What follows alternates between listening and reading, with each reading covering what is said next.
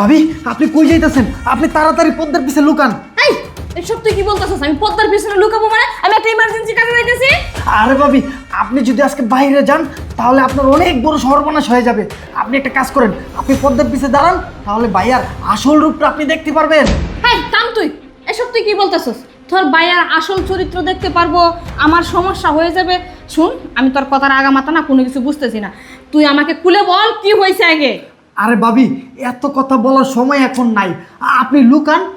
ভাইয়া মনে হয় চলে আসছে। ভাবি যান যান যান। এই আগে তুই আমাকে বল কি হয়েছে। ভাবি আপনি কেন বুঝতেছেন না? আমি তো আপনাকে বলতেছি, আপনি যদি আজকে বাইরে যান তাহলে আপনার অনেক বড় সর্বনাশ হয়ে যাবে। ভাবি এক সেকেন্ডও লেট করা যাবে না, আপনি লুকান, তাড়াতাড়ি লুকান। এই জনি, তোর ভাবি কি চলে গেছে? আরে ভাইয়া, ভাবি তো এই যে আরে কি মানে করতেছস? গেছে কি না সেটা বল। হ্যাঁ ভাই, ভাবি তো চলে গেছে, এই যে কিছুক্ষণ আগে গেছে। কিছুক্ষণ আগে মানে? টাইম নাই, কতক্ষণ আগে গেছে? যদি তোর কথা তো আমি কিছুই বুঝতেছি না। আরে ভাইয়া, ভাবি গেছে এই আনুমানিক 5-6 মিনিট হইব। 5-6 মিনিট আগে গেছে? এক কাজ কর, তুই নিচে যা, যায় দেখ তোর ভাবি গেটের বাইরে গেছে কিনা। ভাইয়া আমি তো তোমাকে বলছি, ভাবি অনেকক্ষণ আগেই চলে গেছে। এই তুই চুপ কর, খালি মুখে মুখে তর্ক করে। তোকে আমি বলছি তুই যায় দেখ গেটের বাইরে গেছে কিনা, যা বলছি। আচ্ছা ঠিক আছে, যাইতাছি। আচ্ছা ঠিক আছে।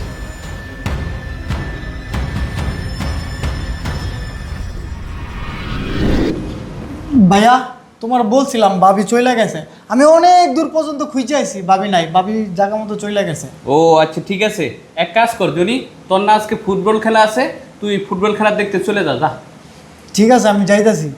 আরেকটা কথা ভাইয়া, ভাবি বাসায় না থাকলে তুমি যে কাজগুলো করো আসলে এটা কিন্তু ঠিক না, তুমি কিন্তু ভাবিরে ঠকাইতেছো। এই চুপ কর, বেশি কথা বলে তুই ছোটো মানুষের মতো থাক।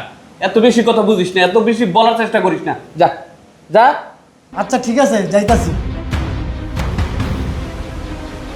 মেজাজটাই নষ্ট করে দিল।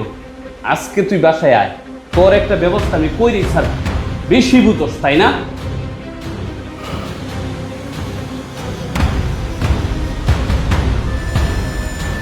হ্যালো, হ্যাঁ সুরভি, ভালো আছো?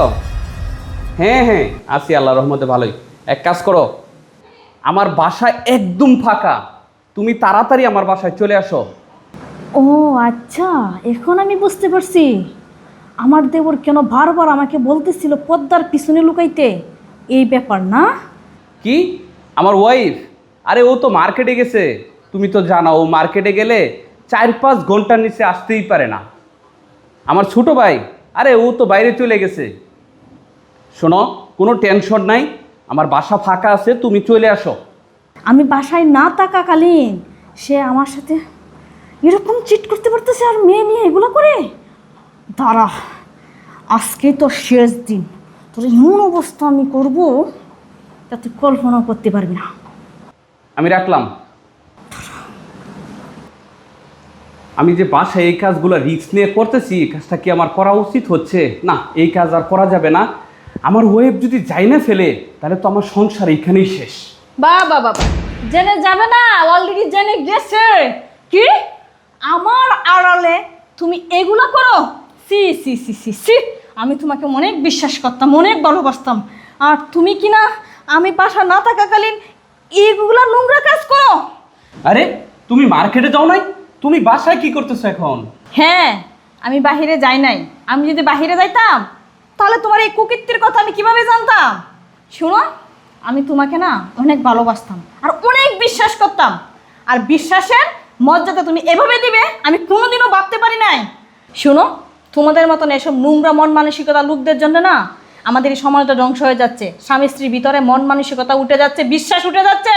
তুমি কিভাবে পারলে এরকম একটা নোংরা কাজ করতে আমার চোখের আড়ালে? তোমার একটু বিবেকে বাধা দিল না? হ্যাঁ, যে ঘরে একটা বউ থাকাকালীন অবস্থায় এরকম একটা কাজ করতে? শোনো, তোমার প্রতি না আমার অনেক ভালোবাসা, অগাধ বিশ্বাস ছিল। সেই বিশ্বাস আর ভালোবাসা না আজকের পর থেকে আমি কবর দিয়ে দিছি। শোনো শোনো শোনো শোনো সুইটি, আসলে আমার ভুলটা আমি বুঝতে পারছি, তুমি আমার ভুল বুঝো না। এটাকে ভুল বলে না। শোনো, তুমি যে কাজটা করছো এটা কোনো ভুল না, এটা অন্যায়। এটা তুমি জেনে শুনে কাজটা করছো, আর অন্যায়ের কোনো ক্ষমা হয় না। তোমার এই আজকের কাজের জন্যে আমি কোনোদিনই তোমাকে ক্ষমা করব না। সুইটি সুইটি শোনো শোনো শোনো ভুল বুঝতেছো